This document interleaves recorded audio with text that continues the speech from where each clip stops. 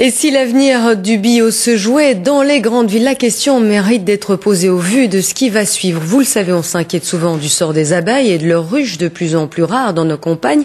Ce que l'on sait moins, c'est que ces mêmes ruches se multiplient en ville et les abeilles se font plutôt bien à la vie citadine.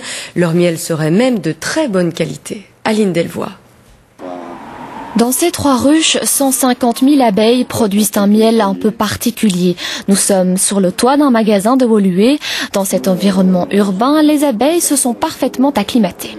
Aujourd'hui, les abeilles vont mieux en ville qu'à la campagne. Elles vont non seulement mieux, mais vraiment mieux. Donc on n'a pas de mortalité de colonies contre...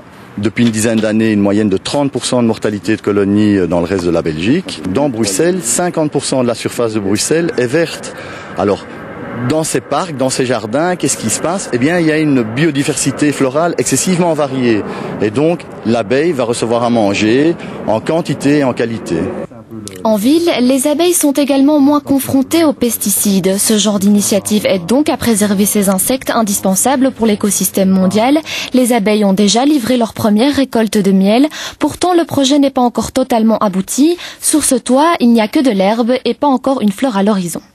Donc ça, c'est un problème lié à la garantie de la toiture verte. Donc pendant 1 an, malheureusement, on est obligé de conserver le gazon sur la toiture verte.